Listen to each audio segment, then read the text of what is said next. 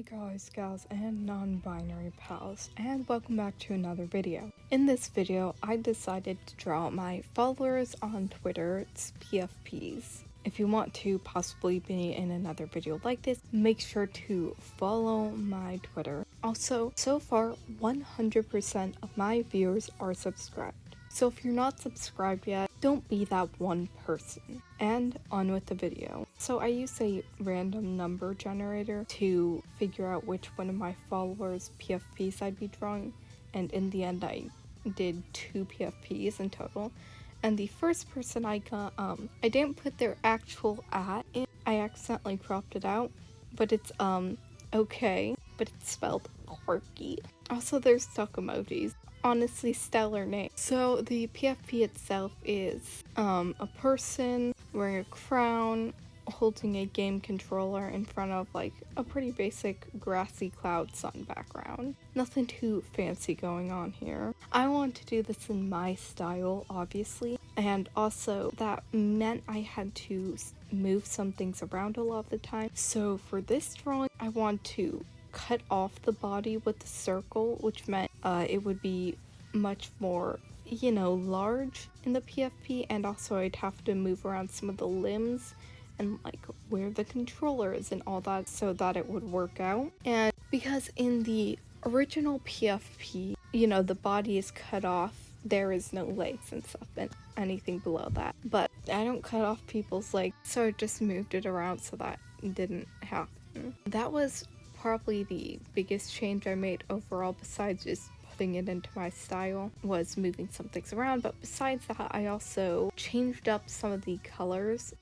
You'll see later that like all the whites are turned light purple instead of just things like that, because I like to limit my color palette more. So, a lot of colors I just reused. Also, I changed a lot of the colors to be in more similar color families, I guess, as well. Like, the hair was already kind of reddish, so I made the skin more on the reddish side and things like that. Also, I did kind of change the expression. The expression in the original is so specific. I don't know how to specifically describe it, but like, it has a certain energy. So at first I just tried like replicating like the same facial expression, but wasn't really working out. So I just kind of made something similar. It doesn't have that same energy, which kind of sucks, but it's good enough. I also used a pressure sensitive brush to draw this, which is something I only really do when I'm feeling like kind of on the lazier side, I guess, when I'm like scared of doing really refined line art, which a lot of times is where I find a lot of lack of motivation in my drawing. Because like coloring, okay, that's pretty brainless activity. It's quite easy. Shading, yeah, it can be time consuming and annoying, but at that point most of the drawing's done. And like sketching, I feel like I've already talked about this before. I have, haven't I? It's fine, I'll repeat myself. Sketching, I get to get all my ideas out, and it's like one of the most fun parts because, creativity gets let loose and all that. And then line art is just like repeating the sketching stage, except you have to be more perfect. And it's pretty much guaranteed to look worse most of the time. So I kind of don't like line art as much as all the other stages of art. So I have a lot of trouble pushing myself, I guess, to get past that stage a lot of the time. So pressure sensitive brush, I guess it doesn't cure that, but it makes it feel easier a lot of the time. I don't know, I guess I just feel more free when actually doing it and less like perfectionism, because I think that's a huge problem. I try and make everything perfect, but when I do this, I feel like I don't have to make it perfect. That's also something with both these drawings that I did. For both these drawings, I wasn't not feeling it. I just want to go more simplistic. Didn't want to put in as much effort, I guess. So I wasn't too caught up on little mistakes that came up. If something wasn't working out, instead of stressing about it and trying to redo it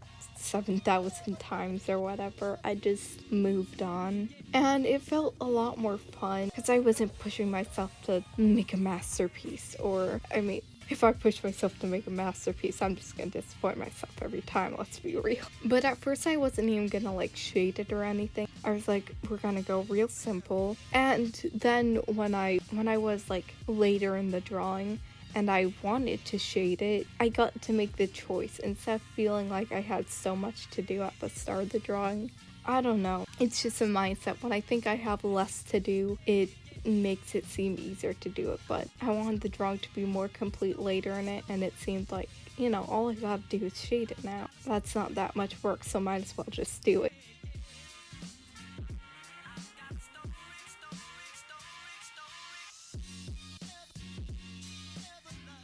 Also, I did make their eyes dots for some reason, kind of like in the original drawing. I don't know why I did it. I think it was part of the thing of me like trying to replicate the expression, and I just didn't think about it, so it just kind of ended up like this. I think it looks nice this way though. Like, I think it looks better than it would have with the other eyes.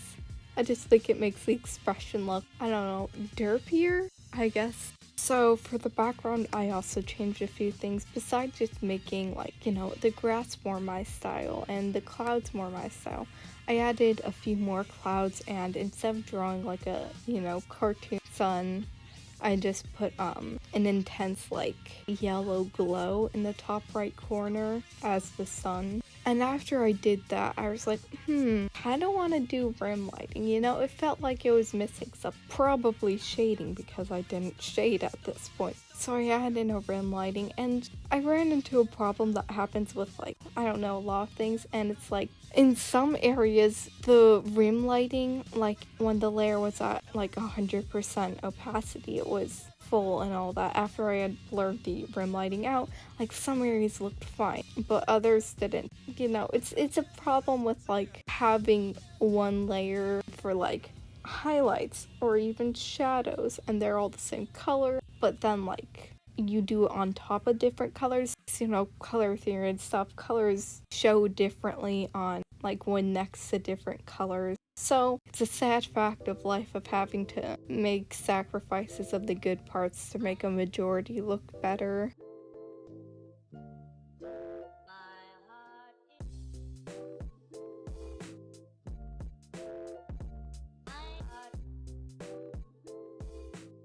So overall, this was pretty quick and simple. It didn't take too long, but I had a lot of fun making it. Honestly, I was really scared that I would get, like, you know, a PFP where I didn't understand what was going on, or like getting a PFP of like a real person also kind of scared me. Not as much as just not getting what's going on and having to interpret it though, because god, that'd be embarrassing. Lucky for me, I didn't get anything like that, and I had fun with both of these. They're fairly easy things to do, so I got lucky there, I guess. If I ever do this again though, let's be real, I'm very likely to get like a PFP that I'm not gonna have fun drawing. Then the next one, I actually put the at for this person is a pig in it. So they just have a simple PFP of Ronbu looking down in front of a sign saying pain, and it looks like there's an ocean in the background. So this is like the third time I've drawn Ronbu on this channel, Jesus. It always comes back to him, doesn't it? So I also made a lot of changes in how everything was like positioned for this one too. I want to show more of the face, first of all, because necks can't really do that. Like, Minecraft necks can go all the way down, but I don't think human necks can do that as much. Not me like testing it right now, trying to see. But also drawing heads at different positions is one of the things in art that I don't have a lot of experience trying. So I didn't want to push it too much, you know. I wanted to stay kind of in a comfortable ground so that I could test it out or whatever. Overall, this drawing actually took less time than the other one, which is gonna seem kind of weird. I messed up majorly with the symmetry of the body while doing the line art, so oh my god, it was a nightmare. I just gave up and let like the left arm be wonky. It was, oh my god. Oh, it was painful. Because I realized that after I'd drawn most of it, I was like, I can go back and fix this, or I cannot. And I chose to not fix it, as you do. So yeah, that was probably the biggest disaster of this drawing. I also like kind of let go because I'm like, oh, the sign's gonna cover most of it. We'll get back to the sign when that comes up. I also use a pressure sensitive brush on this one, but I think it turned out a lot more wacky looking. Not sure about some areas. I think it would have looked better with a flat liner or just with less variation, because like there are some very thin lines there and it's a big contrast from a lot of things.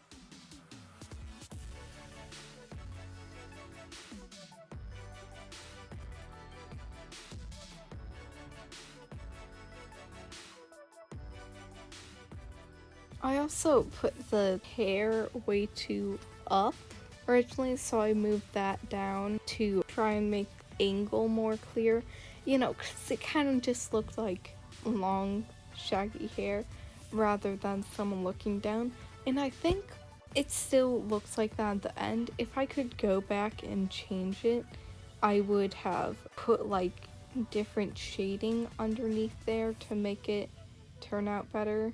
Also, we're not going to comment on how shaky the right line of the body is. I also had a lot of, not trouble, just it took a while to decide on what I want to do for the lettering on the sign. Because at first I just tried writing it normally, then I tried doing my custom font, but it was looking kind of weird. I thought I would go for a non-pixelated font, because like I turned everything else from pixelated to non-pixelated, so why not the font? But in the end, the pixelated font looked the best, even though I should have put it not in the center of the sign because it's not centered in the original. But you know, that's not the worst thing I did with the sign, because okay, when I placed the sign first, I placed it at the wrong angle, and so I was like, okay, this is fine, I'll just replace it. And then I put out the wrong angle. Again, like an idiot. So it didn't cover up the arm in the exact way it was supposed to. I mean, I think it works out fine, because either way, I changed a lot of the positioning for the body. Like, all of the head is in, can't even see the legs or hands. You know, a lot more is in frame of the upper half of his body. So it's fine that I changed the sign, I guess. We move on and ignore it.